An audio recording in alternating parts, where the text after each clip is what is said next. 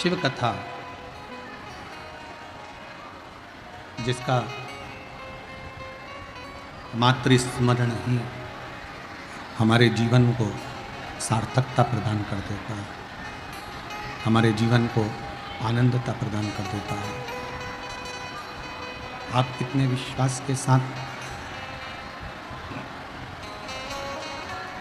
आप कितने भरोसे के साथ, आप कितनी दृढ़ता के साथ शिव कथा का लाभ ले रहे हैं, यह आपके ऊपर निर्भर करता है। देखिए, जिस लंका के राजा रावण से देवता भी कांपते थे,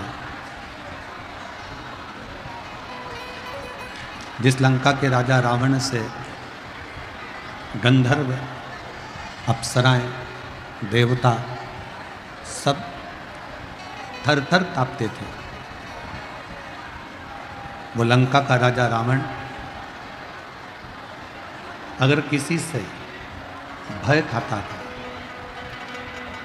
वो लंका का राजा रावण अगर किसी से डरता था, भय खाता था, तो वो केवल एक देवादिदेव महादेव, केवल एक शिव थे, भगवान शंकर।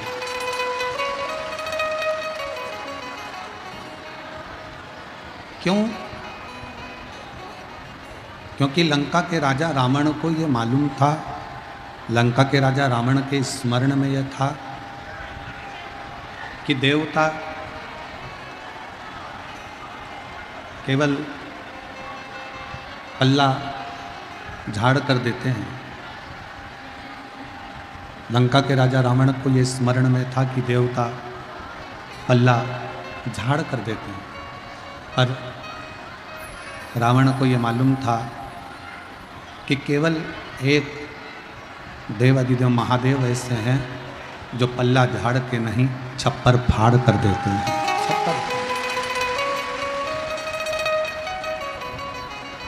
और मैंने तेरे ही भरोसे बाबा, तेरे ही भरोसे हवा बिच उड़ती जवानी, बाबा डोर हटो चढ़ी कटी जवानी, भोले मैं तेरी भगत, शंभू मैं तेरी भगत। लंका का राजा रावण भी जानता था, लंका का राजा रावण भी ये जानता था कि यदि कोई शीघ्र प्रसन्न हो सकता है, कोई शीघ्र वर दे सकता है, कोई शीघ्र अगर प्रसन्नता धारण कर सकता है, तो केवल एक देवादिदेव महादेव ही हैं जो सब कुछ दे सकते, सब कुछ।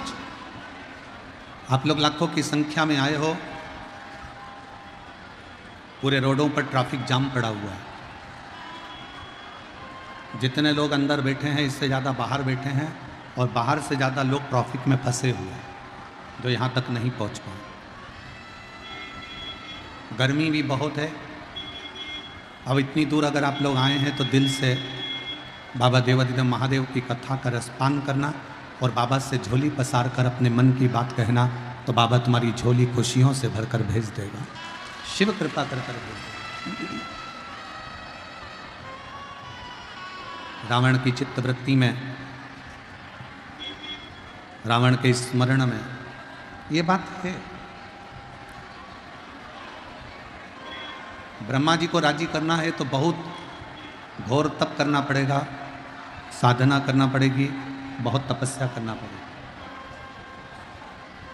भगवान विष्णु का तप करना है, भगवान विष्णु को अगर प्रसन्न करना है तो बहुत तप करना पड़ेगा, साधना करना पड़ेगी, तपस्या करना पड़ेगी। पर भगवान शंकर के लिए बहुत ज़्यादा तप करने की, भगवान शंकर के लिए बहुत ज़्यादा तपस्या करने की, भगवान शंकर के लिए घोर तप की जरूरत नहीं पड़ती। भगवान शंकर को रिझाने के लिए तो एक लोटा जल जब दिल से आप समर्पित करेंगे तो भगवान शंकर उसको स्वीकार करेंगे, भगवान शंकर उसको स्वीकारेंगे। बस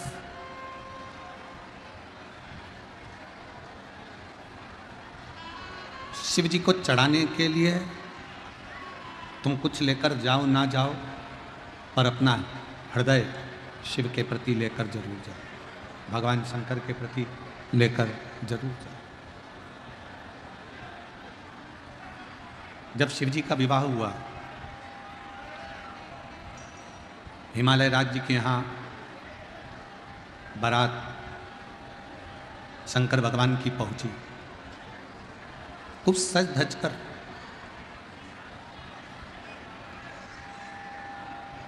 और बारात भगवान शिव की जब चली, दुनिया की पहली बारात थी, दुनिया की पहली बारात। दुनिया वालों की बारात घर से चालू होती है, होटल से चालू होती है, धर्मशाला से चालू होती है, पर भगवान शंकर की दुनिया की पहली बारात थी जो शमशान से चालू हुई थी और हिमालय राज के दरवाजे तक पहुंची।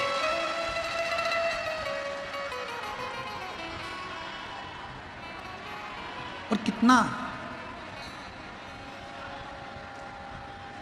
एक मुहूर्त निकल गया,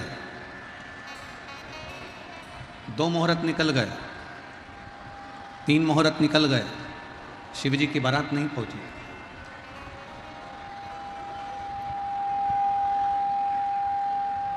मुहूर्त पर मुहूर्त निकलते गए और भगवान शंकर की बारात नहीं पहुंची। खूब मुहूर्त निकले। शंकर भगवान से पूछा कि इतने मुहूर्त निकल गए, हिमालय राज तैयारी कर कर बैठे हुए हैं और आप बारात लेकर नहीं जा रहे, आप बारात नहीं ले जा रहे। शिव जी कहते हैं अभी मेरी भस्म तैयार नहीं। सनातन हिंदू धर्म के अंतर्गत एक नियम है, आप यदि कोई अच्छे कार्य के लिए जा रहे हो, भरा हुआ कलश कोई लेकर दिख गया तो शुभ होता है। गाय अपने बछड़े को दूध पिलाए, वहाँ से निकल कर जा रहे हो तो शुभ होता है। और यहाँ तक भगवान शंकर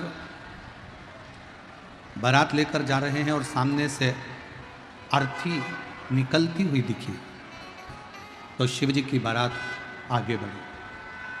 शिव महापुराण की कथा कहती है, आप कोई शुभ कार्य के लिए जा रहे हो, कोई अच्छे कार्य के लिए जा रहे हो और सामने से मान लो कोई अर्थी भी नजर आ जाती है तो समझ लेना कि तुम्हारा कार्य सफल हो जाएगा, तुम्हारा कार्य श्रेष्ठ होगा। जरा विचार करिए, कई माताएं कहती हैं कि गर्भ धारण कर लो तो शंकर जी के मंदिर मत जाओ, कोई कहता है कि गर्भित हो गई तो शिव जी को लोटा भर के जल मत चढ़ाओ, गर्भ में बच्चा है तो मंदिर मत जाओ। ना जाने किस किस ने क्या क्या कह दिया।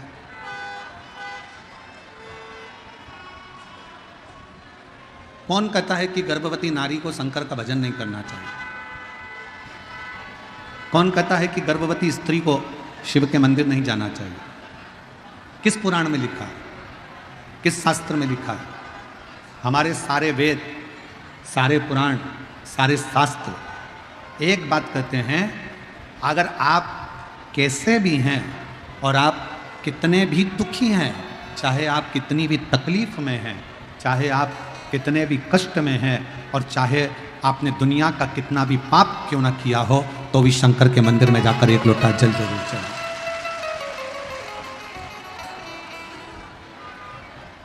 उसके मंदिर में जाओ, जल चढ़ाओ, उसको प्रणाम करो, उसको नमन करो, उसको चरणारविंद में दोक लगाओ। कौन कहता है कि शिव के मंदिर में गर्भवती नारी शिव के मंदिर ना जाए, गर्भ अवस्था है तो शंकर के मंदिर मत जाओ, तकलीफ में हो तो शिव के मंदिर जाओ। फिर किसी ने कहा, लोग कहते हैं गुरुजी कि भगवान से कुछ मांगना नहीं चाहिए।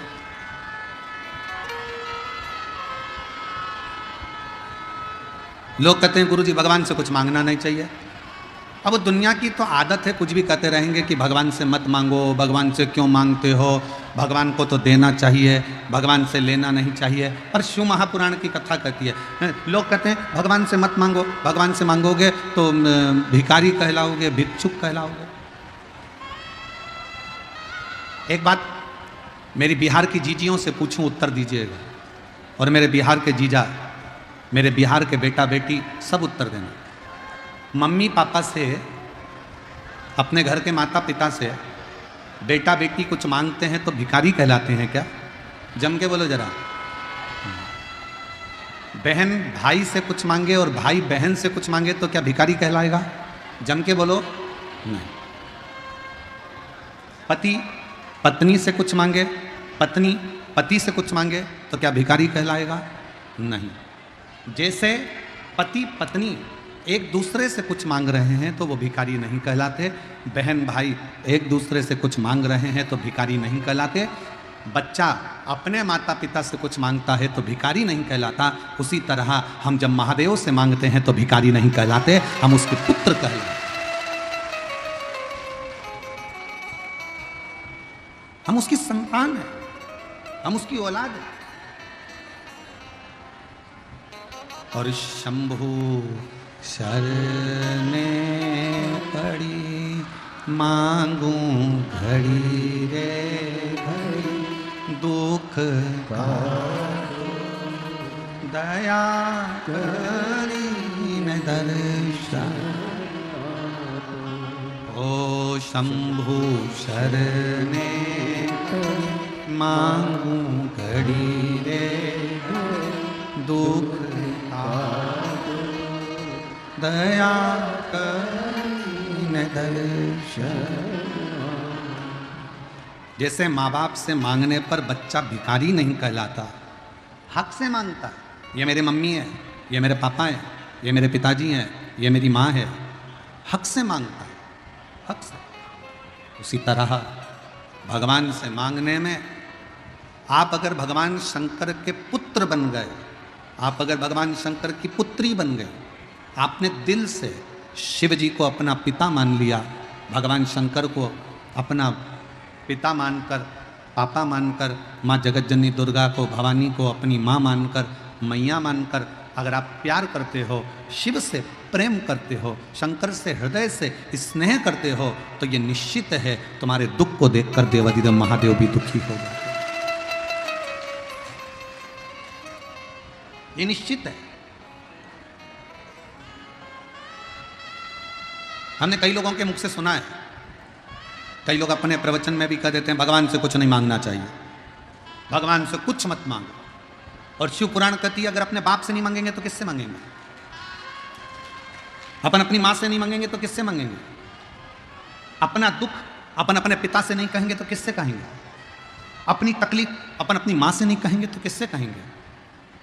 दुनिया के लोग प्रवचन में कहें कि भगवान से मत मांगो, भगवान को तो देव, भगवान को मत मांगो, भगवान को तो देव, तो उनको कह देना शिव हमारे पिता हैं, जगत जननी दुर्गा हमारी माँ है, और हमारे बाप और माँ से मांगने में हमें कोई संकोच नहीं है, उनसे हम मांग देना हो तो दीजिए जन्म जन्म का सार, मेरे सिर पर रख दो भोले अपने ये दोनों, देना हो तो दीजिए जन्म जन्म का सार, देना हो तो दीजिए जन्म जन्म का सार। आप उससे मांग सकते हो, वो आपका पिता है।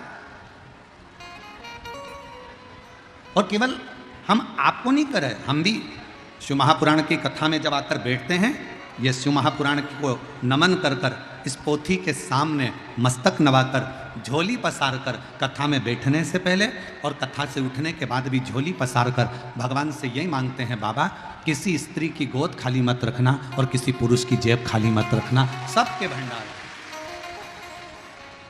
सबके भंडार भर। कितनी आस लेकर, कितना विश्वास लेकर, कितने भरोसे से, कितनी दृढ़ता से, कितनी आस लेकर कोई तेरे दरवाजे पर आता है बाबा, कितने आस,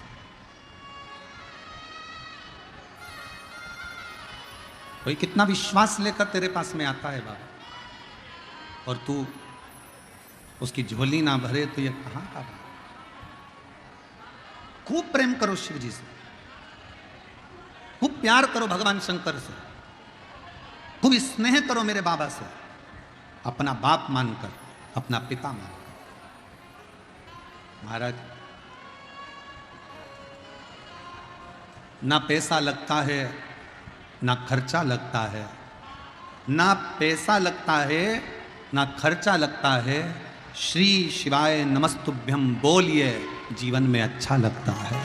तो बोलते, इसमें ना आपका धन लगना है, ना पैसा लगना है, ना कोई खर्चा लगना है, केवल शिव नाम का जाप करो। एक लोटा जल लेकर महादेव के मंदिर में रोज जाओ, अपना घर का दरवाजा छोड़कर प्रणाम कर कर श्री शिवाय नमस्तुभ्यम बोलते हुए मंदिर में प्रवेश करो।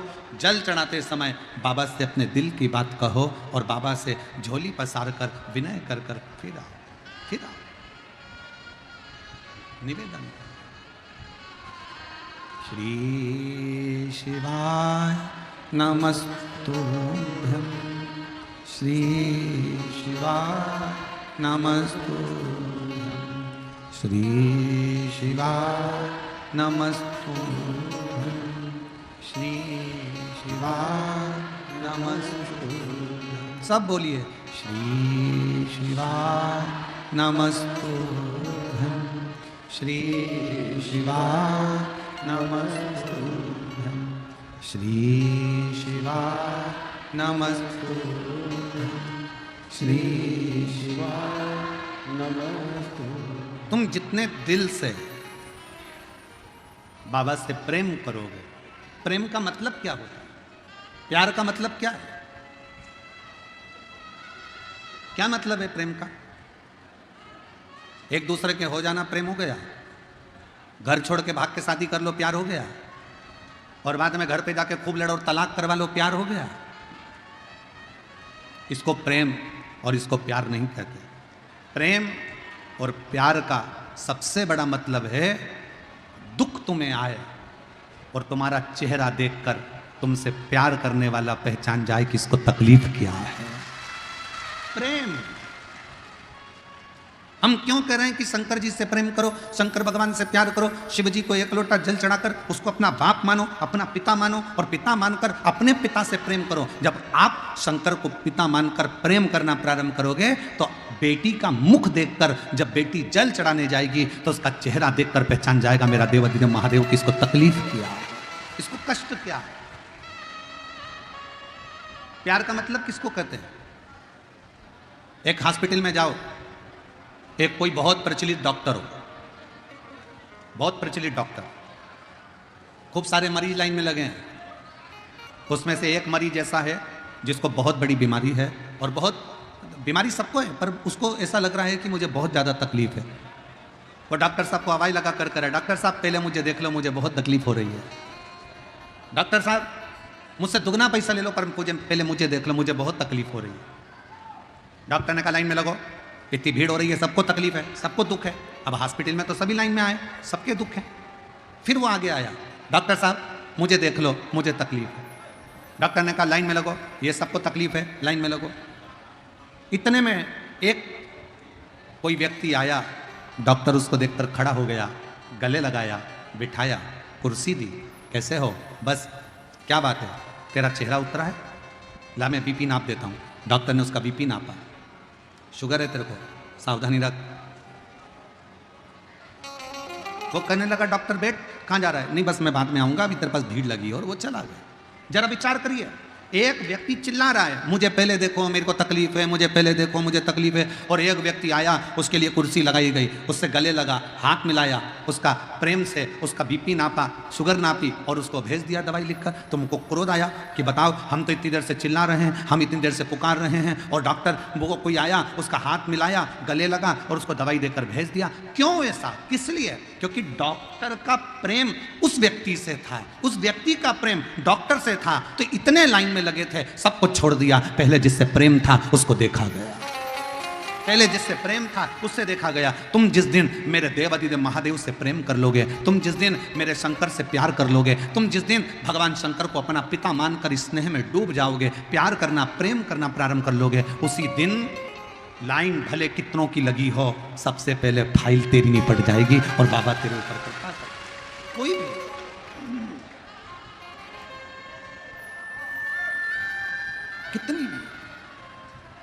और मेरे भोले तेरा सहारा है, मेरे भोले तेरा सहारा है, मेरी नैया का तू किनारा, मेरी नैया का तू किनारा, मेरे बाबा तुझे पुकारा है, मेरे बाबा तुझे पुकारा, मेरी नैया का तू किनारा, मेरी नैया का तू किनारा। एक बार उसको दिल से कह कर देखो पापा, ओ मेरे शंकर, ओ मेरे त्रिकालदर्शी, मेरे सिंहेश्वर नाथ, मेरे कुबेरेश्वर बाबा, बहुत दुखी हूँ बाबा, तो सुनना मेरी अरदास, बहुत तकलीफ में हूँ बाबा। तेरी बेटी कब तक ठोकर खाएगी बाबा, कब तक? मैं तेरा बेटा हूँ बाबू, ए बाबुल, ए बाबा, मैं तेरा पुत्र हूँ। और रिश्ता तेरा मेरा सबसे प्यारा, रिश्ता तेरा मेरा सबसे प्यारा, तू मेरा बाबा, मैं हूँ तेरा लाला, मैं हूँ तेरा लाला, तू मेरा बाबा, मैं हूँ तेरा लाला, मैं हूँ तेरा लाला। अपने पिता से कह दो, शिव को बाप मान लो, पिता। बाप और बेटी के रिश्ते के आगे कोई रिश्ता नहीं है साहब, पिता और पुत्र के रिश्ते के आगे कोई रिश्ता नहीं है साहब। आप शंकर भगवान से एक अपना पिता का रिश्ता बनाओ, एक बाप बेटी का रिश्ता बनाइए। ऐसा कौन सा दुख है मेरे बाबा जो तू काट नहीं सकता? आज एक बात कहेंगे, हो सकता है कि लोगों को बुरा लग जाए हमारी बात का, क्योंकि हमारी बात का ज़रा दुनिया के लोगों को बुरा बहुत जल्दी लगता है। हम बोलते कुछ है, वो निकालते कुछ है। आज फिर एक बात कहते हैं, दुनिया का सबसे बड़ा तीर्थ, दुनिया का सबसे बड़ा तीर्थ अगर कुछ है, कहीं है, तो वो आपका दिल है, आपका मन है, उसके आगे कोई तीर्थ नहीं है। दुनिया का सबसे बड़ा तीर्थ है आपका दिल, दुनिया का सबसे बड़ा तीर्थ है आपका मन, क्योंकि जिसका मन अच्छा होता है उस व्यक्ति के सानिध्य में ही कहीं ना कहीं तीर्थ का निर्माण हो जाता है। जिसका दिल अच्छा, जिसका मन अच्छा।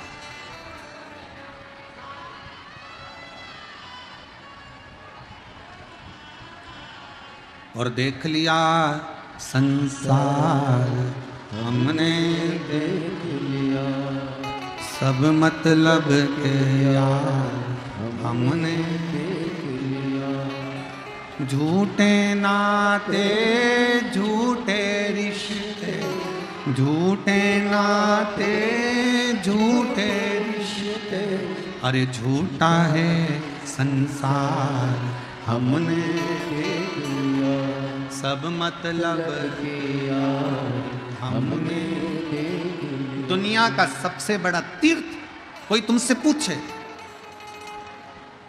कोई पूछे तुमसे कि दुनिया का सबसे बड़ा तीर्थ कौन सा है,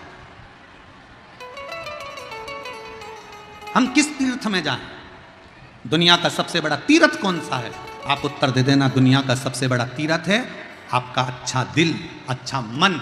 जिसका मन पवित्र होता है सारे तीर्थ उस मन में आकर बस जाते हैं।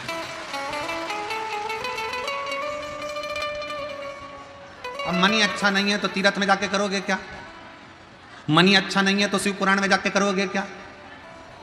और चले भी जाओगे तो आप खड़े खड़े विचार करोगे, बाप रे इतनी भीड़, फिर विचार करोगे कहां बैठूं, फिर विचार करोगे अब मैं करूं तो करूं क्या, मन आ तो गई हूं, कथा में तो पहुंच गई हूं, भीड़ भी बहुत है, गर्मी भी बहुत है, जगह मिली नहीं है। सीहोर वाला महाराज तो रत्ती भर नहीं दिखा। आप लोग तो फिर भी पंडाल में बैठे हो तो आपको एलईडी पर सामने दिख भी रहे होंगे, पर जितने अंदर हैं फिर निवेदन करूंगा, आज कम से कम 8 से 9 लाख शिव भक्त इस सिंहेश्वर के धाम में हैं।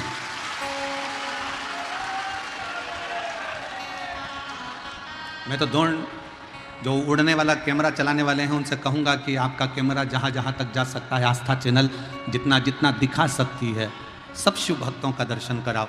रोडों पर चल रहे हैं, जगह नहीं है, गाड़ियों में ट्रैफिकों में फंसे पड़े हुए हैं। कुछ ऑटो तो 5 किलोमीटर दूर इतना जाम है कि वहाँ से ऑटो तो अभी फंसे ही हैं। लोगों ने ऑटो में ही मोबाइल चालू कर लिया है और उसी में कथा सुन रहे हैं। और देख लिया संसार हमने, सब मतलब हमने। शिव तत्व किसको कहते? एक विश्वास, जिसका दिल निर्मल है, जिसका मन पवित्र है, जिसका मन शुद्ध है, समझ लो सारे तीर्थ धाम आपके चरणों में। हे गुरुदेव प्रणाम आपके चरणों में, सारे तीर्थ धाम आपके चरणों में। हे भोलेनाथ प्रणाम आपके चरणों। सारे तीर्थ, जब आपका मन पवित्र है, जब मन निर्मल है, जब मन साफ है, तो सारे तीर्थ आपके हृदय में निवास करते हैं। शिव जी का विवाह हुआ, भगवान शंकर का जब विवाह हुआ, विदा ले लेकर सब जाने लगे। पृथ्वी की जितनी पवित्र पवित्र नदियां थी, सब शंकर जी के सामने आकर खड़ी हो गई। सारी नदियां, जितनी पवित्र नदियां,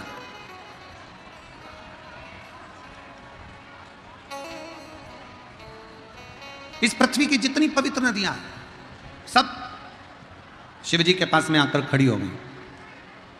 बाबा देवादिदेव महादेव ने पूछा क्या बात है? गंगा, यमुना, सरस्वती, कावेरी, मंदाकिनी, नर्मदा, क्षिप्रा, सरयू, जितनी पवित्र नदियां हैं, सब क्या बात है?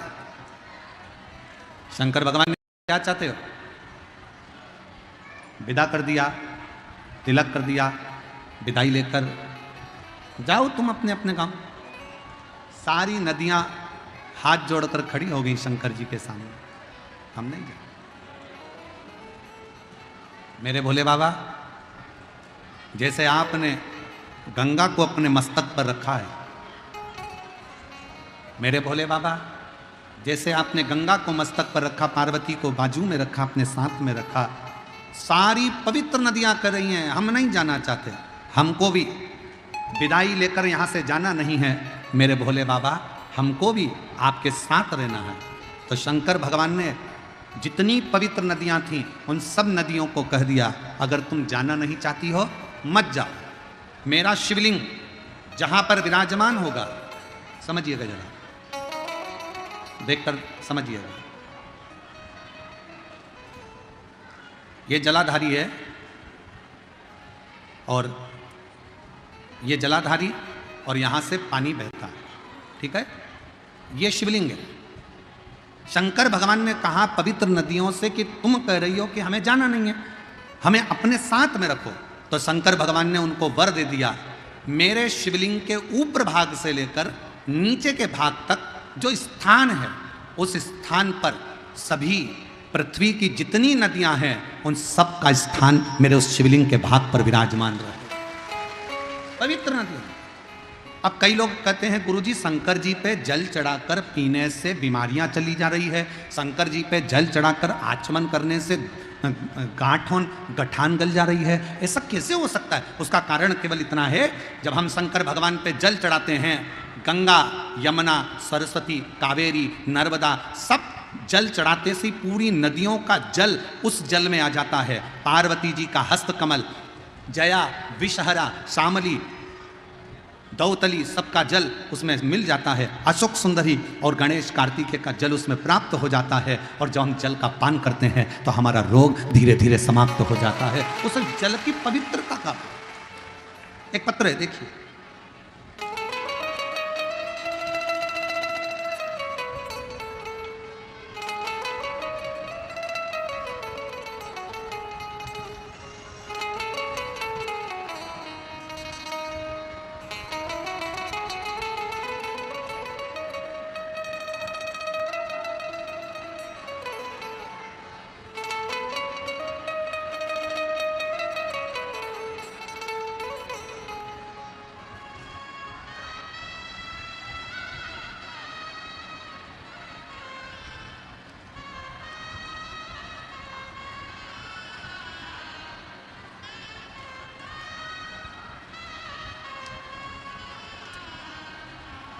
मेरा नाम ममता कुमारी है, पति का नाम निशांत कुमार है। बिहारीगंज मधेपुरा की रहने वाली है। गुरुदेव, मेरी शादी को 18 साल हो गए। 2 बेटियां हैं। मुझे पूर्व में 3 लड़कों ने जन्म लिया, पर एक एक कर वो तीनों मर गए। दूसरी बार डॉक्टर को दिखाया तो डॉक्टर ने कह दिया कि तुम्हें माँ बनने का चांस नहीं। हम अंदर से टूट गए। परिवार के कई लोग ताना देते थे, बेटियां हैं, बेटा नहीं, पर 3 बेटों को जाने के बाद लोग और अपशब्द करने लगे कि इसके 3 लड़के चले गए, खा गए, मर गए, इस तरह की बातें करते। तब मेरी चाची ने मुझसे कहा कि पशुपतिनाथ का व्रत कर, टीवी पर कथा सुन। तब मैंने पशुपति व्रत करना प्रारंभ किया, कथा सुनना प्रारंभ करा। कुछ महीनों बाद डॉक्टरों ने तो कहा था कि संतान का सुख नहीं हो सकता, पर कुछ ही महीनों बाद गर्भ ठहर गया। तभी मैं थोड़ा डर गई, ना जाने क्या होगा। डॉक्टर के पास गई, डॉक्टर को दिखाया तो उसने कहा गर्भ ठहर गया, पर बच्चे को खतरा है। ये जानकर मैंने शंकर जी के मंदिर में जाकर जल चढ़ाना प्रारंभ करा। महादेव पर भरोसा कर कर शिव के। अब देखो, कई लोग कहते हैं कि गर्भवती नारी को मंदिर नहीं जाना चाहिए। शिव पुराण कहती है गर्भ अवस्था में अगर बच्चा है तो शंकर के मंदिर में 1 लोटा जल रोज चढ़ाओ, शंकर भगवान तुम्हारे गर्भ की रक्षा करेंगे। मैंने शिव को जल चढ़ाना प्रारंभ करा। बाबा की ऐसी कृपा हुई, 22 दिसंबर 2024 को स्वस्थ पुत्र ने जन्म लिया और मेरे बाबा ने मेरे ऊपर कृपा करी। शिव कृपा का फल क्या? एक पत्र और अच्छा।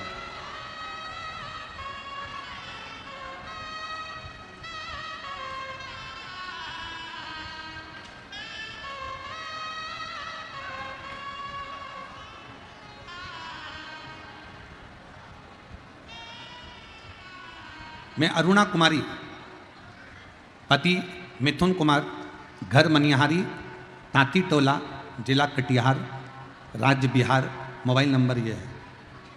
मेरा शादी को कई साल निकल गए थे, मुझे संतान का सुख नहीं था।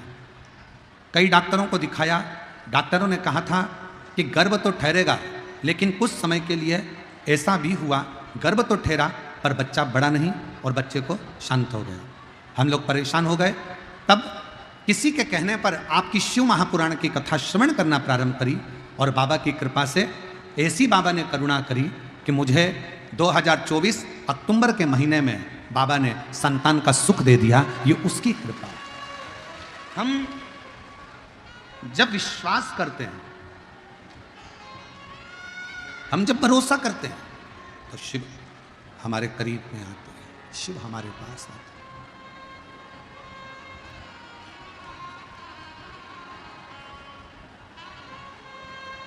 एक संबंध शिव से जोड़िए, एक संबंध भगवान शंकर से जोड़िए, एक संबंध भगवान से जोड़ने का प्रयास करिए। कई ऐसे भी हैं जो भगवान से संबंध जोड़कर भी भगवान के नहीं हो पाए। जैसे एक बार भगवान शंकर नेत्र बंद करके बैठे थे। थोड़ा ध्यान दीजिएगा कथा पर। आज शिवरात्रि है, बैसाख महीने की, और आज कथा की भी शिवरात्रि है। कल कथा सुबह 8 बजे से 11 बजे तक हो जाएगी सब अपने अपने घर को चले जाएंगे। कथा का कल समापन हो जाएगा, विराम हो जाएगा।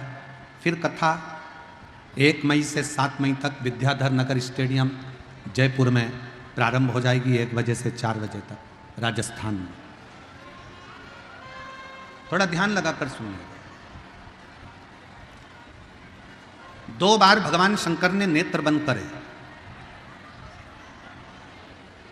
और दोनों बार भगवान शंकर के नेत्र बंद करने से कुछ ना कुछ प्रकट हुआ।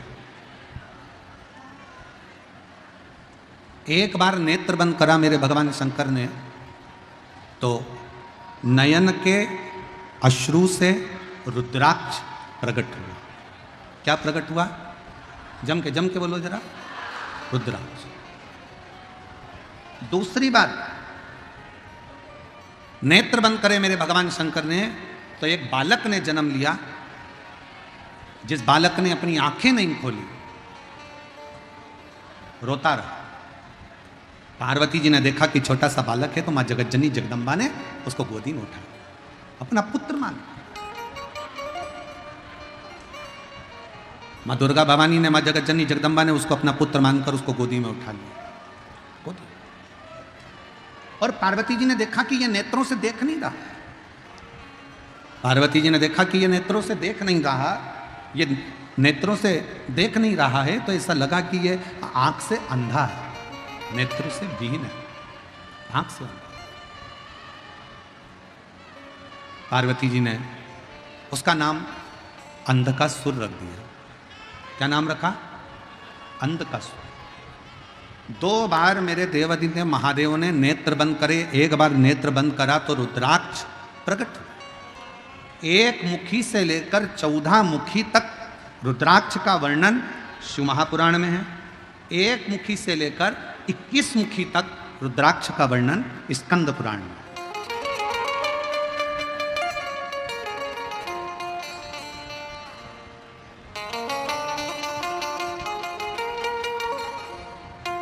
अब उस रुद्राक्ष में ऐसा क्या है?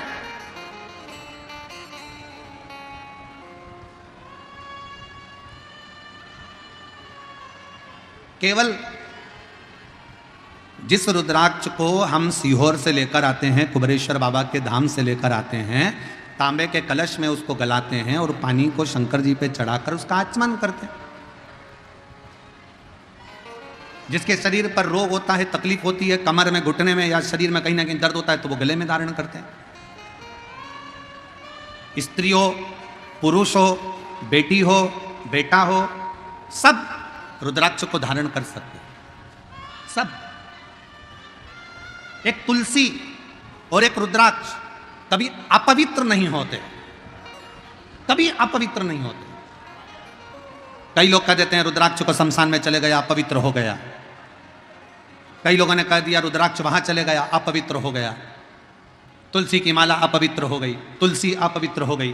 तुलसी और रुद्राक्ष कभी अपवित्र नहीं होते। तुलसी और रुद्राक्ष तो जो अपवित्र है उसको भी छूले तो पवित्र कर देते हैं, उसको भी पवित्र कर देते हैं।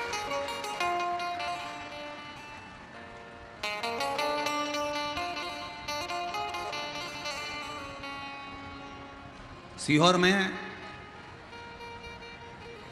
जिस रुद्राक्ष को आप लोग लेकर आते हो, वहां से झोली पसार कर मांग कर कंकर शंकर की भूमि पर पहुंचकर रात्रि विश्राम कर कर सुबह बाबा से जल चढ़ाकर प्रार्थना कर कर रोग मुक्ति के लिए लोग, शरीर कष्ट से निवारण के लिए लोग रुद्राक्ष लेकर आते हैं। रुद्राक्ष, कई लोग कहते हैं गुरुजी रुद्राक्ष तो नेपाल में भी बहुत है, काशी में भी बहुत है, सारी दुनिया में रुद्राक्ष है, पर सीहोर का रुद्राक्ष ही इतना बल क्यों रखता है, इतना प्रबल क्यों होता है?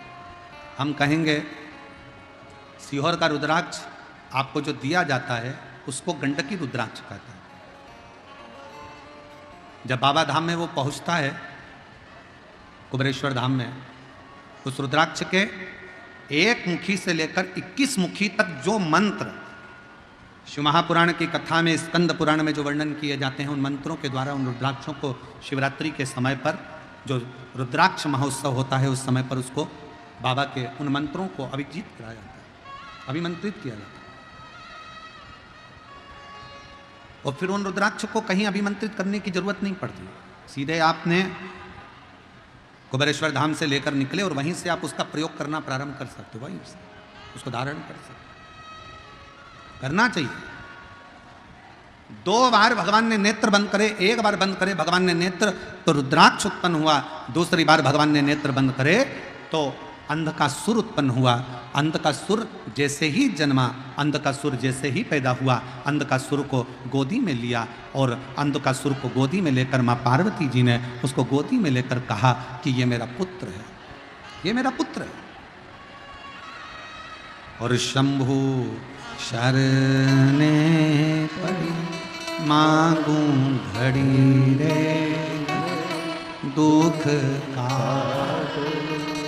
दया करीन दर्शन ओ शंभु शर मांगू घड़ी रे दुख का दया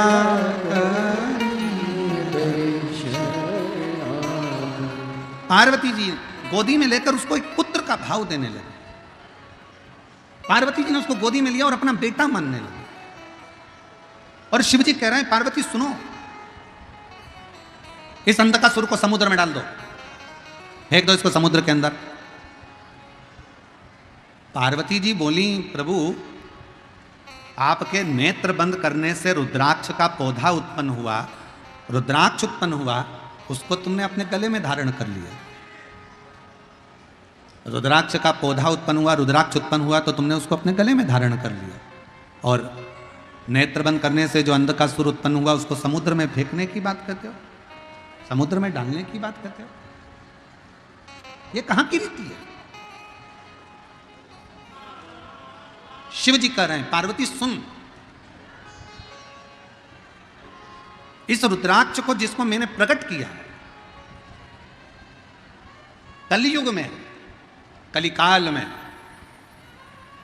जिस रुद्राक्ष को मैंने नेत्र बंद कर कर खुद ने प्रकट करा, इस अंधकासुर को मैंने प्रकट नहीं किया। ये अंधकासुर तो तुमने आंखों पर हाथ रखा, नेत्र मेरे बंद करे, अपने हाथों से जब तुमने नेत्र बंद करे तब जाकर जो बालक प्रकटा वो अंधकासुर हुआ। इसको मैंने प्रकट नहीं करा है। जब किसी व्यक्ति के नेत्र दबाए जाते हैं तो उसमें से आंसू निकलना प्रारंभ हो जाते हैं। बहुत देर तक नेत्र को जब दबा कर रखोगे, बहुत तेज दबाओगे तो आंख में से आंसू निकलेगा। वो आंसू आंखों से रोया हुआ आंसू नहीं है, वो आंसू आंखों से खुशी का आंसू नहीं है, वो आंसू तो उसको कष्ट मिला तो निकला। भगवान शंकर कहते हैं मैंने रुद्राक्ष को स्वयं अपने अश्रु से, खुशी के अश्रु से, प्रेम के अश्रु से अपना पुत्र मानकर उसको प्रकट किया है, जो जनमानस का कल्याण करेगा, जो पूरे जगत का, पूरे जनमानस का कल्याण करेगा, पूरे जगत का कल्याण करेगा। वासु पूरे जगत का कल्याण करने वाला है। वह रुद्राक्ष पूरे जगत का कल्याण करने वाला है। और ये अंधकासुर जो पैदा हुआ है, ये अंधकासुर जगत का कल्याण नहीं करेगा, जगत को कष्ट देगा। और केवल जगत को कष्ट नहीं देगा, अपने मां बाप को भी कष्ट देगा। और सुनिए कथा, बिहार की जितनी मेरी जीजियां बैठी हैं और जितने मेरे जीजा बैठे हैं और जितनी मेरी बेटियां बैठी हैं, जितने मेरे भाई बैठे हैं, जितने मेरे पिता, जितनी मेरी माताएं बैठी है, भगवान शंकर से अगर औलाद मांगना, भगवान शंकर से अगर बच्चा मांगना, भगवान शंकर से अगर पुत्र मांगना, तो शंकर जी को पहला शब्द कहना, बाबा हमको औलाद ऐसी देना जो हमारे बुढ़ापे में हमारी सेवा कर ले, ऐसी मत देना कि हमें वृद्धाश्रम में ले जाकर छोड़।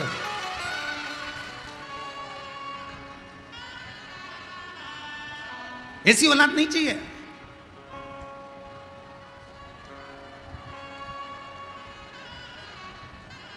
और आज कहने में संकोच नहीं होगा, बिहार की धरा से, बिहार की पवित्र भूमि से सिंहेश्वर महादेव के इस पावन चरणों में बैठकर एक बात कहना चाहूंगा। कहीं तुम्हें दान देने की जरूरत नहीं है। अगर तुम अपने मां बाप को पेट भरकर भोजन करा रहे हो और उनकी सेवा कर रहे हो तो कहीं दान देने की जरूरत नहीं। कहीं दान देने की जरूरत नहीं। अगर आप अपने माँ बाप का पेट भर रहे हो, माँ बाप को अच्छे से रख रहे हो, अपने बुजुर्ग माँ बाप की सेवा कर रहे हो, उनको दवाई दिला रहे हो, उनकी बुढ़ापे में अगर आप सेवा कर रहे हो, तो समझ लेना तुम्हें कहीं दान देने की जरूरत नहीं है। तुम अपने माँ बाप के चरणों में सेवा में उस दान को लगाओ, अपने माता पिता के सेवा में लगाओ।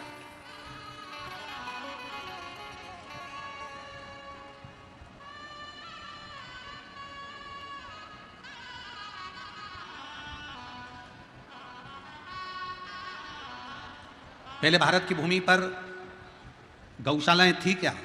जम के बोलो। पहले भारत की भूमि पर गौशाला नहीं होती थी। घर घर में गाय होती थी, घर घर में गौ माता की सेवा होती थी, घर घर में गौ माता का पूजन होता था, घर घर में गौ माता की सेवा होती थी। गौशाला की जरूरत नहीं पड़ती थी। गौशाला बनी, ये भारत की भूमि पर श्रेष्ठता नहीं है, वो तो दुनिया के लोगों ने इस गौ माता को ठुकरा दिया। तो फिर गौ माता के लिए संतों ने, साधुओं ने, गुरुजनों ने, तपस्वियों ने गौशालाओं का निर्माण किया, तब निर्माण।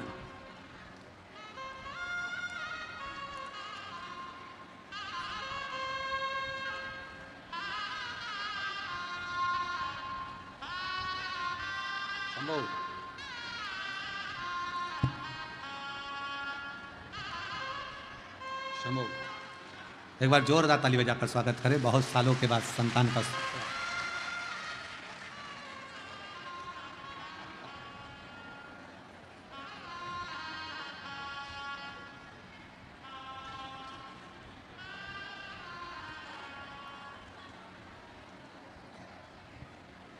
पहले गौशाला नहीं होती थी। पहले घर घर में गौमाता की सेवा होती थी। पहले घर घर में संत, साधु, घर के लोग अपने घरों में गौमाता रखते थे। अब धीरे धीरे लोगों ने गौमाता को रखना बंद कर दिया, तो गौशालाओं का निर्माण हो गया। और अब यह नया काम चालू हुआ वृद्धाश्रम का। पहले सत्य वचन आप सब बताओ, बुजुर्ग बुजुर्ग लोग बैठे हुए हैं इस कथा के मंडप में, बोलना ईमानदारी से, पहले के जमाने में वृद्धाश्रम होते थे क्या? घर में माँ बाप की सेवा सबसे बड़ी परमात्मा की सेवा मानी जाती थी, तो माँ बाप की सेवा में लोग लगे रहते थे। आज के ज़माने में माता पिता का तिरस्कार कर कर उनको वृद्धाश्रम में भेज दिया जाता। श्रेष्ठ नहीं। आज आप अपने माँ बाप को वृद्धाश्रम में भेजो, कल तुम्हारी औलाद तुमको वृद्धाश्रम में भेजेगी। एक कथा आती है, एक पत्नी ने अपने पति से कहा, सुनो तुम्हारे पिताजी बहुत खांसते हैं, तो मेरे पिताजी दिन भर खांसा करते हैं, बच्चों को पढ़ने में तकलीफ होती है। बेटे ने कहा क्या करना है? पिताजी को माली के कमरे में ठहरा दो। आगे माली का कमरा था, पीछे पिताजी के लिए माली का कमरा साफ करवा दिया, चौकीदार का कमरा साफ कराकर उसमें पिताजी को रख दिया। पिताजी से कहा, पिताजी तुम माना मती, तुम्हारी बहू तुम्हारे लिए भोजन लेकर आएगी, तुम्हारी बहू तुम्हारे लिए चाय लेकर आएगी, ये घंटी है, इस घंटी को बजा देना, तुम्हारी बहू तुम्हारे लिए खाना लेकर आ जाएगी। ठीक है बेटा, ठीक है। पिताजी ने घंटी बजाई, बहू चाय लेकर आई, पिताजी ने घंटी बजाई, बहू भोजन लेकर आई। एक बार चलते चलते समय निकल गया और 20-22 दिन बाद पिताजी ने घंटी बजाई पर बहू नहीं आई। खूब बजाई, नहीं। बेटे ने कहा था तुम अंदर कमरे में मत आना, घंटी बजाना। घंटी बजाते बजाते पिता प्यासा चक्कर खाकर जमीन पर गिर गया। शाम को ऑफिस से बेटा आया, उसने अपनी पत्नी से कहा क्यों पिताजी को चाय भोजन पानी दिया, क्यों उन्होंने घंटी नहीं बजाई? उनके पास रखा होगा, उन्होंने घंटी नहीं बजाई, उनके पास रखा होगा। बेटा दौड़कर बाप के कमरे में गया तो बाप तो जमीन पर पड़ा था। पानी का छींटा दिया, पापा उठो। पिताजी उठे। क्या बात है पापा, आपने घंटी नहीं बजाई? पिताजी बोले घंटी तो खूब बजाई, पर मुझे लगता है कि घंटी के तार को उंदरा ने, चूहे ने कतर दिया, घंटी बजती नहीं है। पिताजी को बेटा पानी पिलाता और पिताजी के प्राण छूट गए। अंतिम संस्कार किया गया। 13वें के दिन, 10वें के दिन घर की सफाई होने लगी। घर में 2 बेटे थे। एक बच्चे ने घंटी को अपनी जेब में रख लिया, दूसरे बच्चे ने घंटी के तार को अपनी जेब में रख लिया। माँ ने झाड़ू लगाते लगाते पूछा ये क्या कर रहे हो? बच्चे कहते हैं मम्मी जैसे आपने दादाजी के लिए घंटी लगाई थी, वैसे ही हम आपकी घंटी लगाएंगे, इसलिए तैयारी कर कर अभी रख रहे हैं। ये तैयारी कर कर हम रख रहे हैं। जो तुमने किया वो करेगा। भारत की भूमि पर यह वृद्धाश्रम ठीक नहीं है। अपने माँ बाप की सेवा करो। फिर निवेदन है, कहीं दान देने की जरूरत नहीं है। अगर तुम अपने माँ बाप को पेट भर कर भोजन करा रहे हो, उनकी दवाई करा रहे हो, उनकी सेवा कर रहे हो, तो कहीं दान करने की जरूरत नहीं है। तुम अपने माँ बाप की सेवा में लगा दो उसको, अपने माता पिता की सेवा में, उनकी चाकरी में। कुछ अच्छा कर लो अपनी जिंदगी में कुछ। और मत बुरे कर्म कर बंदे, वरना पछताएगा। भगवान की आंखों से तू बच नहीं पाएगा, तू बच नहीं पाएगा। अरे ओ अज्ञानी मत करना दानी, अरे ओ अज्ञानी मत करना। तेरे कर्म का फल भी तू ही पाएगा, जैसा किया तूने तेरे आगे आएगा। मत बुरे कर्म कर बंदे, वरना पछताएगा। भगवान की आंखों से तू बच नहीं पाएगा, तू बच नहीं पाएगा। अरे ओ अज्ञानी मत करना। शिव जी कह रहे हैं, पार्वती ऐसा पुत्र नहीं चाहिए जो संसार को कष्ट दे, ऐसा पुत्र नहीं चाहिए जो माँ बाप को कष्ट दे। भगवान से अगर संतान मांगना, भगवान से अगर औलाद मांगना तो कहकर मांगना, भगवान ऐसी संतान देना जो हमारे बुढ़ापे में हमारी सेवा करे और संसार में आकर कुछ अच्छा कर्म कर कर अपने जीवन को आनंदित करे, श्रेष्ठ कर्म।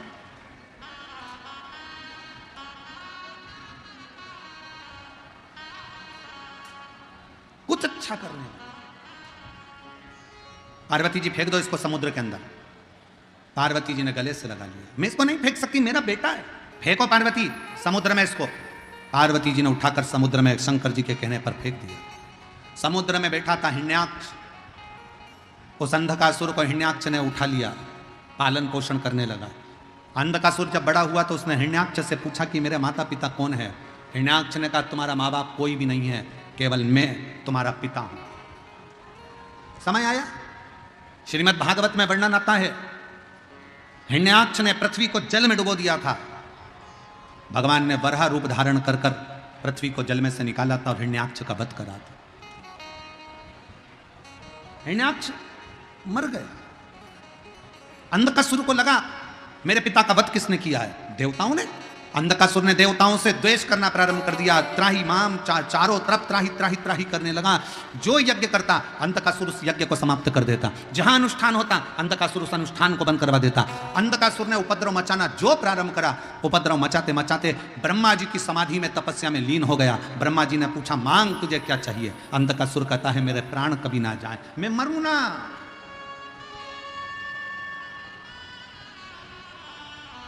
और ये आज की रीत नहीं है, पुराने समय से रीत चली आ रही। कोई मरना ही नहीं चाहता।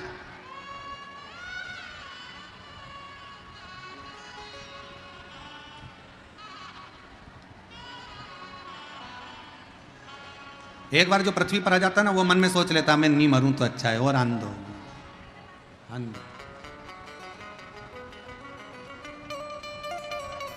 शिव महापुराण की कथा कहती है, पैसे से ज्यादा प्रेम को जोड़ने का प्रयास करना। पैसे जोड़ के रखते हैं और गवर्नमेंट कभी भी बदल देती है, नोट चेंज। पर प्रेम जोड़ कर रखोगे तो वो कभी नहीं बदलेगा, वो अंतिम समय तक काम आएगा, उसमें बदलाव नहीं आएगा। प्रेम जोड़िए, प्रेम। और बड़े बड़े नोट की तरह नहीं, चिल्लर की तरह जिंदगी जियो। बड़ा नोट कभी भी बदल सकता है, पर चिल्लर कभी नहीं बदलती। बड़ा नोट जेब में किसी किसी के होता है, पर चिल्लर सब्जी वाले से लेकर कबाड़े वाले तक, कबाड़े वाले से लेकर सोने चांदी वाले तक, सोने चांदी वाले से लेकर हीरे पन्ने वाले तक के पास में चिल्लर होती है। अपनी वैल्यू ऐसी बनाओ चिल्लर जैसी, जो तुम्हारे बिना किसी का काम ना चले और तुम्हें पहले आगे लिया।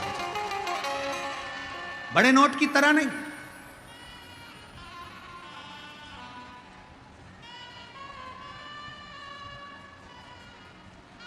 चिल्लर जैसा स्वभाव, सहजता।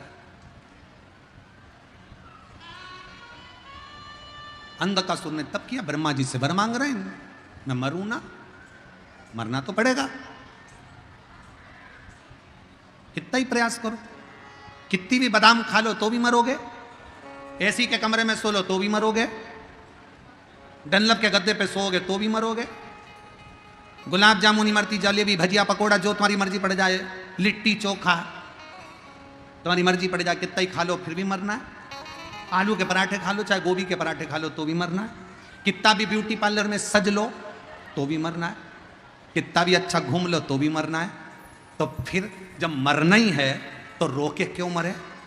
स्माइल देकर अपनी जिंदगी को खुश होकर जियो, फुल एंजॉय कर। जरा सा किसी ने कुछ कहा और रोने बैठ गए, तुम्हारे भाई ने ऐसा कह दिया, तुम्हारी मम्मी ने ऐसा कह दिया, तुम्हारे पापा ने ऐसा कह दिया, तुम्हारे काका ने ऐसा कह दिया। नहीं नहीं, आग लगे बस्ती में, अपन रहो मस्ती में, क्या किसको रोइए, चादर तान के सोइए। कहां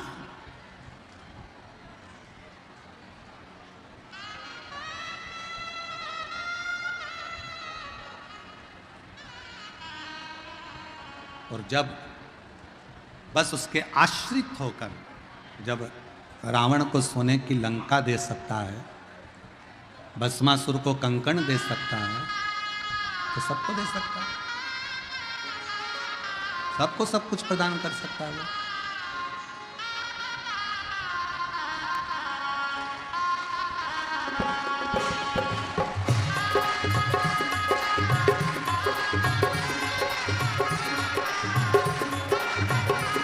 बड़े भाव से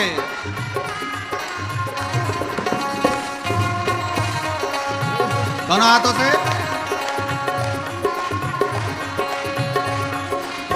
रावण को बाबा तूने लंका दिया है, रावण को बाबा तूने लंका दिया है, रावण को बाबा तूने लंका दिया है, रावण को बाबा तूने लंका दिया है, भस्मासुर को तूने कंकण दिया है, भस्मासुर को तूने कंकण दिया है। देखो आज भीड़ इतनी है कि तुम नाच भी नहीं पाओगे, तो एक काम करो, वहीं यूं यूं यूं यूं हो जाए। अबे कहीं जा तो सकते नहीं, थोड़े भी हिल नहीं पाओगे क्योंकि जगह इतनी है नहीं, इसलिए वहीं की वहीं घूम लो बस, ऐसे ऐसे। रावण को बाबा तूने लंका दिया है, रावण को बाबा तूने, रावण को बाबा तूने लंका दिया है, रावण को बाबा तूने लंका दिया है, भस्मासुर को तूने कंकण दिया है, भस्मासुर को तूने हे भस्मासुर को तूने कंकण दिया है,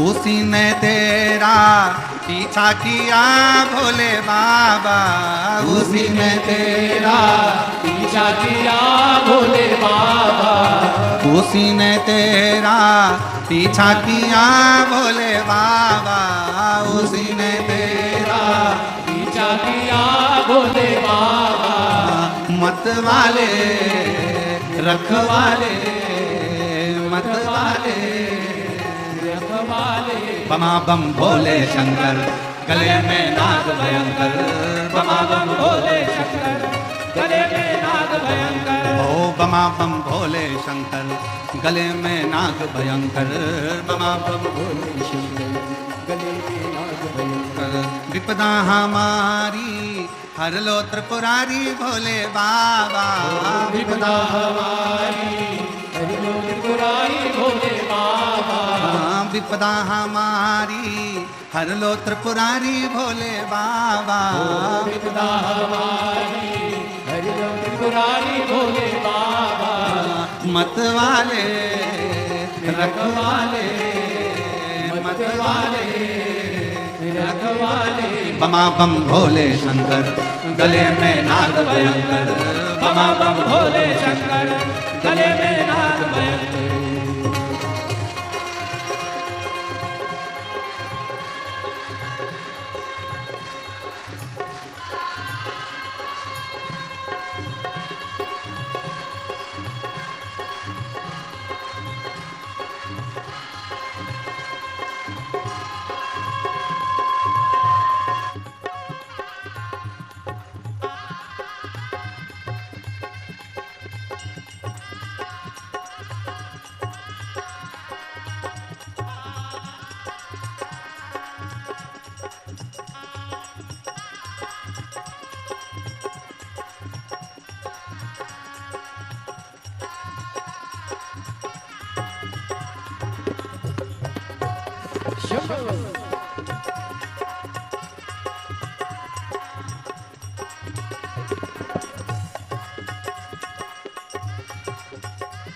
जय हो।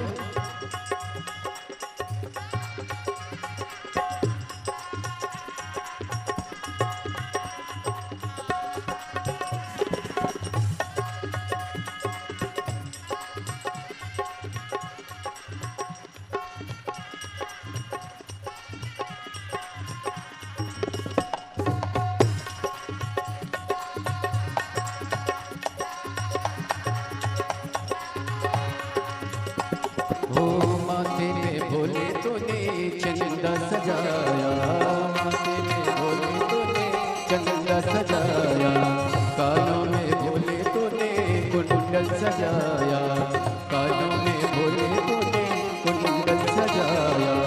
शीश गंगा की धारे लिए भोले बाबा, शीश गंगा की धारे लिए भोले बाबा। मत वाले रखवाले, मत वाले रखवाले, बमा बम भोले शंकर गले में नाग भयंकर, बमा बम भोले शंकर गले में नाग भयंकर। विपदा हमारी हरि लोल त्रिपुरारी भोले बाबा, विपदा हमारी हरि लोल त्रिपुरारी भोले बाबा। मत वाले रखवाले, मत वाले रखवाले, बमा बम भोले शंकर गले में नाग भयंकर, बमा बम भोले शंकर गले में नाग भयंकर, बमा बम भोले शंकर गले में नाग भयंकर।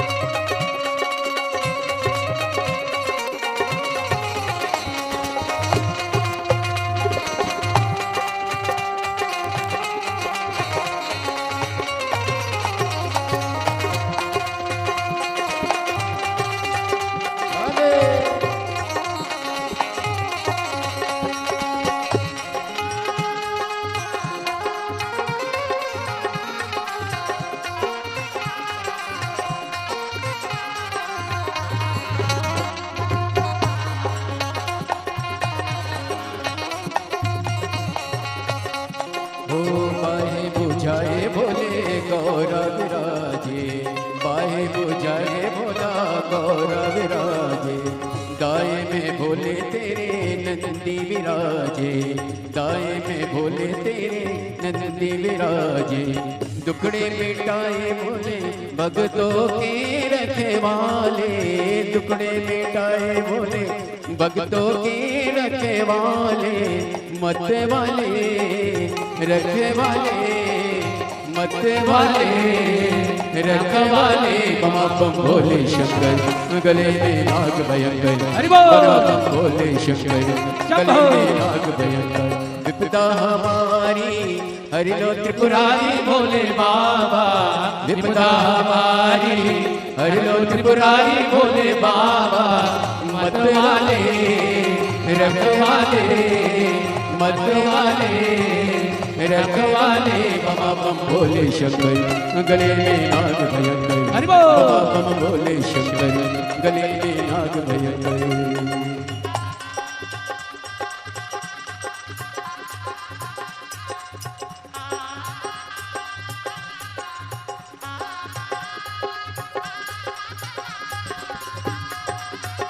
जय हो।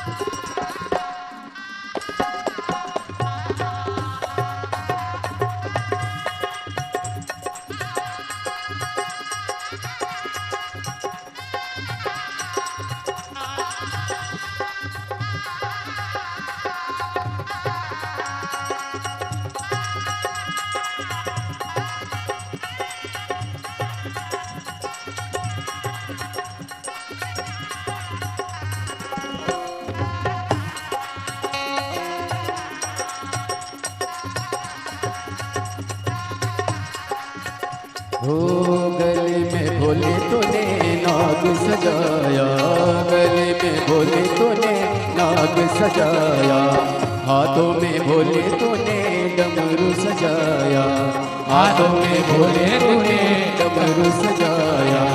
कष्ट मिटाए तूने भक्तों के रखवाले, कष्ट मिटाए तूने भक्तों के रखवाले।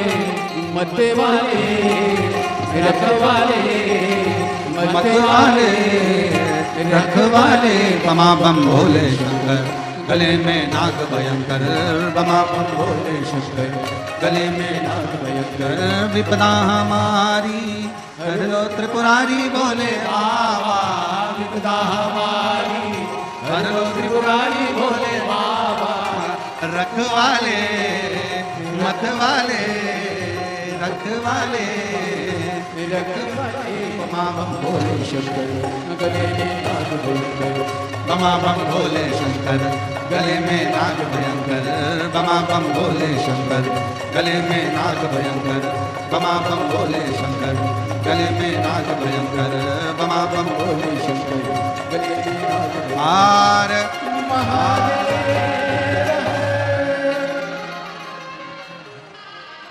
अपने स्थान पर बैठकर, जहाँ जगह मिले वहाँ बैठकर बाबा को अपने मन का भाव कहिए, दिल से प्रार्थना करिए।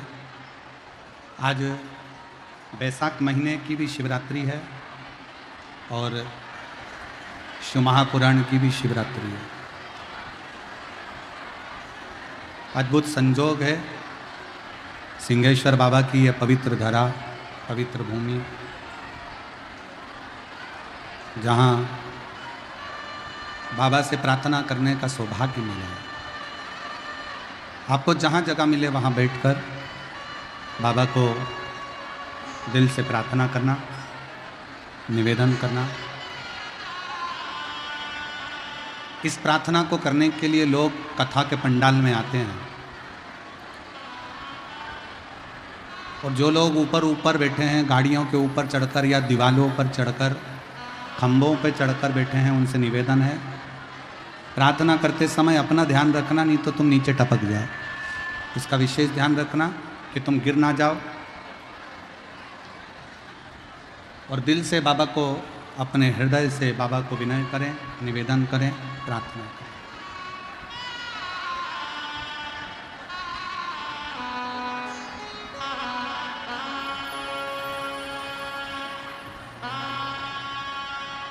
श्री शिवाय नमस्तु श्री शिवाय नमस्तु श्री शिवाय नमस्तु श्री शिवाय नमस्तु श्री शिवाय नमस्तु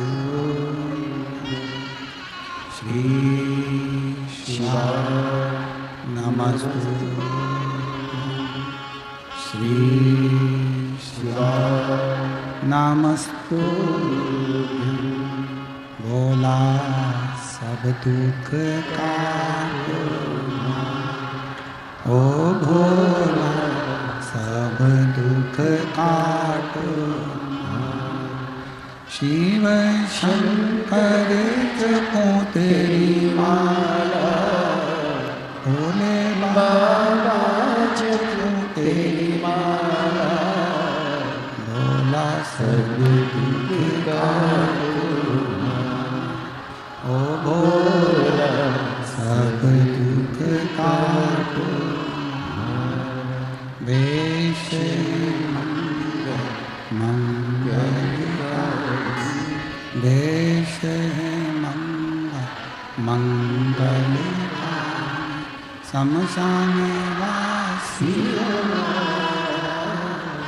शमशान वासी ओ भोला सब दुख काटो ओ भोला सब दुख काटो।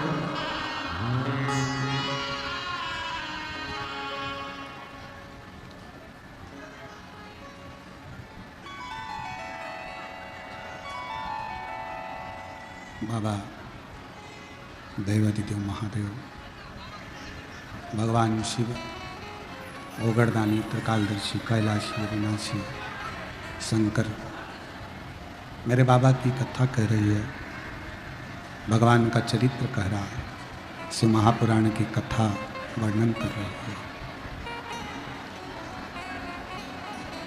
अंधकासुर ने ब्रह्मा जी से वर मांगना चाहा कि मेरे प्राण छूटे, पर संसार में अगर हमारा जन्म हुआ है तो मृत्यु भी निश्चित है। ब्रह्मा जी ने कहा कि कोई और वर मांग लो, ये वर श्रेष्ठ नहीं। ब्रह्मा जी ने कहा कि कोई और वर मांगो। अंधकासुर को मालूम था कि मेरी कोई माँ नहीं है, मेरा जन्म माँ के गर्भ से नहीं हुआ। तो अंधकासुर ने वर मांगा कि अगर वर देना चाहते हो तो ये दो, जिस दिन मैं अपनी माँ को गलत दृष्टि से देखूं उस दिन मेरे प्राण छूटे।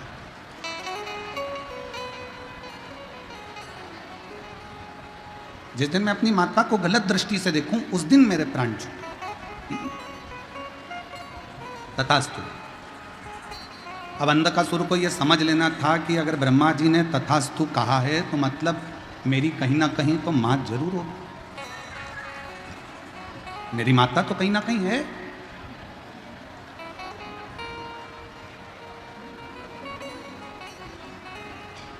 अंधकासुर वापिस आ गए। शिव महापुराण की कथा कहती है, सिंहासन पर बैठकर अंधकासुर ने अपने सैनिकों को बुलाया, गुप्तचरों को बुलाकर कहा कि मुझे विवाह करना है और मेरी शादी करने के लिए कोई अच्छी सुंदर कन्या को देख कर लो। एक गुप्तचर ने कहा जो बड़ी सुंदर कन्या थी, बड़ी अच्छी थी, हिमालय राज की बेटी पार्वती, उसको तो शंकर ले गए, उसका विवाह तो शिव जी से हो गया। अंधकासुर हंसकर बोला तो क्या हुआ, उस पार्वती को मैं अपना बनाऊंगा। अब इसको यह नहीं मालूम कि जब तेरा जन्म हुआ था तो पार्वती जी ने गोदी में लेकर तुझे पुत्र कहा था, पुत्र का वात्सल्य दिया।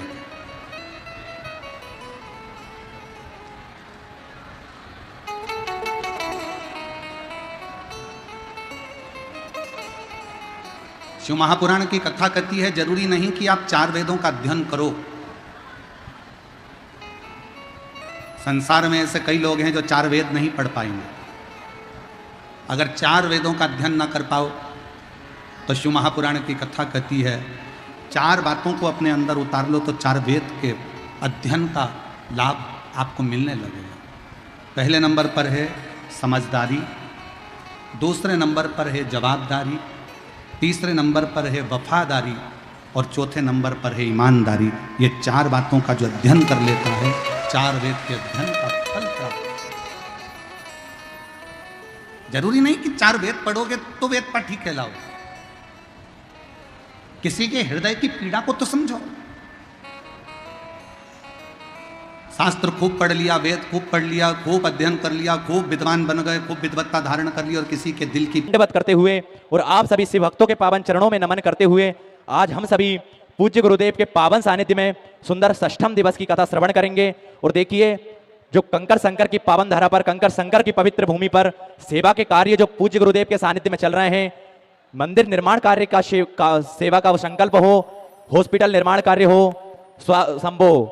गौशाला निर्माण कार्य हो, जो पूज्य गुरुदेव के सानिध्य में निर्माण कार्य चल रहे हैं। सुंदर एक बड़ी गौशाला का निर्माण कार्य भी पूज्य गुरुदेव के सानिध्य में चल रहा है। एक सुंदर बड़ा हॉस्पिटल का निर्माण कार्य भी पूज्य गुरुदेव के सानिध्य में चल रहा है। और निश्चित ही भोजन भंडारे की सेवाएं तो पूज्य गुरुदेव के सानिध्य में चलती हैं।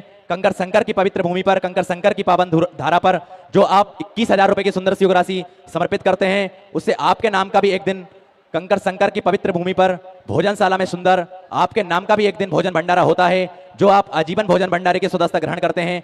और जिन भक्तों को सुंदर आजीवन भोजन भंडारे की सुदस्ता ग्रहण करनी हो वो भी कंकर संकर की पवित्र भूमि पर, कंकर संकर की पावन धारा पर जाकर आजीवन भोजन भंडारे की सुदस्ता ग्रहण कर सकते हैं। और साल में एक दिन आपके नाम का भी भोजन भंडारा बाबा कंकर संकर की पावन धारा पर करवा सकते हैं, भोजनशाला में करवा सकते हैं। और देखिए जो सेवा के कार्य पूज्य गुरुदेव के सानिध्य में चल रहे हैं, उन सभी सेवा के कार्यों में जिन दानदाताओं ने अपनी सुंदर सी राशि समर्पित की, उन सभी पुण्यचारी पावनचारी दानदाताओं के नाम श्री राजेंद्र जी भार्गव भोपाल मध्य प्रदेश से सुंदर 500 रुपए की सुंदर सी राशि बाबा कुबरेश्वर धाम में तो समर्पित की, बहुत बहुत धन्यवाद।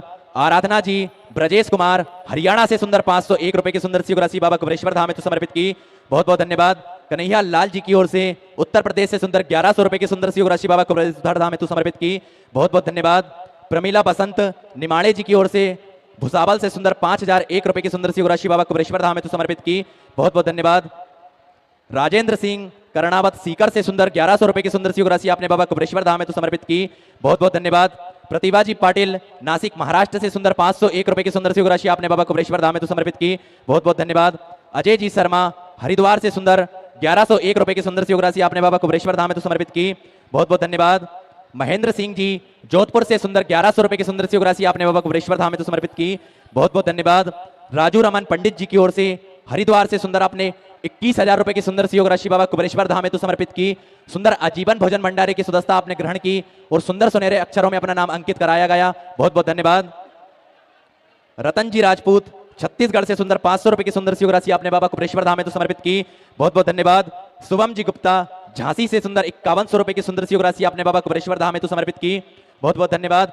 स्व संजय पुरुषोत्तम जी पाटिल की ओर से सुंदर 501 रुपए की सुंदर सी राशि बाबा कुबरेश्वर धाम में तो समर्पित की, बहुत बहुत धन्यवाद। अभिनव जी राय देवरिया से सुंदर 1001 रुपए की सुंदर सी राशि बाबा कुबरेश्वर धाम में तो समर्पित की, बहुत बहुत धन्यवाद। ओम प्रकाश जी वर्मा रायपुर छत्तीसगढ़ से सुंदर 501 रुपए की सुंदर सी राशि आपने बाबा कुबरेश्वर धाम में तो समर्पित की, बहुत बहुत धन्यवाद। सरिता जी मिश्रा कानपुर उत्तर प्रदेश से सुंदर 501 रुपए की सुंदर सी राशि बाबा कुबरेश्वर धाम में तो समर्पित की, बहुत बहुत धन्यवाद। प्रियांशु कुमार जी की ओर से बिहार से सुंदर 505 रुपए की सुंदर सी राशि बाबा कुबरेश्वर धाम में तो समर्पित की, बहुत बहुत धन्यवाद। सुनीता जी माली मुंबई महाराष्ट्र से सुंदर 1001 रुपए की सुंदर सी राशि आपने बाबा कुबरेश्वर धाम में तो समर्पित की, बहुत बहुत धन्यवाद। वीरेंद्र साहू जी की ओर से 501 रुपए की सुंदर सी राशि बाबा कुबरेश्वर धाम में तो समर्पित की, बहुत बहुत धन्यवाद। रानी जी यादव की ओर से सुंदर 501 रुपए की सुंदर सी राशि बाबा कुबरेश्वर धाम में तो समर्पित की, बहुत बहुत धन्यवाद। पिंकी जी सिंह की ओर से झारखंड से सुंदर 505 रुपए की सुंदर सी राशि बाबा कुबरेश्वर धाम में तो समर्पित की, बहुत बहुत धन्यवाद। धर्मेंद्र जी कुमार उपाध्याय राजस्थान से सुंदर 5100 रुपए की सुंदर सी राशि आपने जो पूज्य गुरुदेव के सानिध्य में कुबेर भंडारी के पावन धाम पर सेवा के कार्य चल रहे हैं, उन सभी सेवा के कार्यों में सुंदर सी राशि आपने समर्पित की, बहुत बहुत धन्यवाद। श्री जगन्नाथ प्रसाद जी की ओर से 501 रुपए की सुंदर सी राशि बाबा कुबरेश्वर धाम में तो समर्पित की, बहुत बहुत धन्यवाद। आयुष जी चौधरी देवघर से सुंदर 501 रुपए की सुंदर सी राशि आपने बाबा कुबरेश्वर धाम में तो समर्पित की, बहुत बहुत धन्यवाद। इंद्रजीत जी वर्मा की ओर से बीकानेर राजस्थान से सुंदर 500 रुपए की सुंदर सी राशि बाबा कुबरेश्वर धाम में तो समर्पित की, बहुत बहुत धन्यवाद। ललित प्रसाद जी की ओर से गंगानगर से सुंदर 501 रुपए की सुंदर सी राशि बाबा कुबरेश्वर धाम में तो समर्पित की, बहुत बहुत धन्यवाद।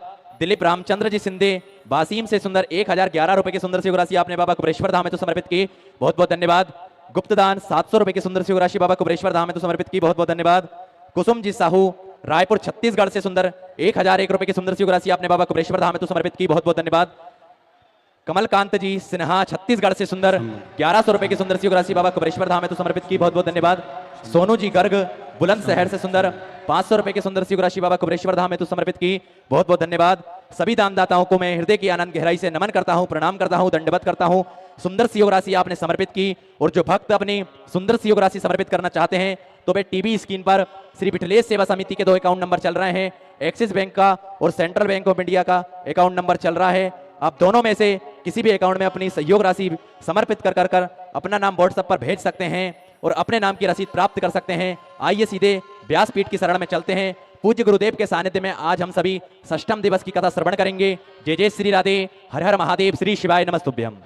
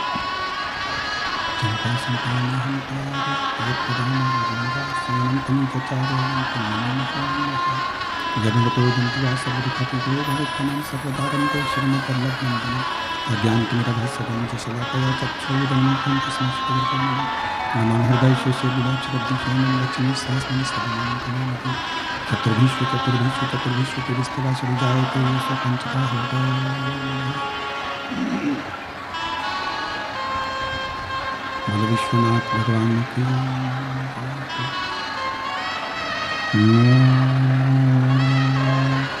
नमः शिवाय।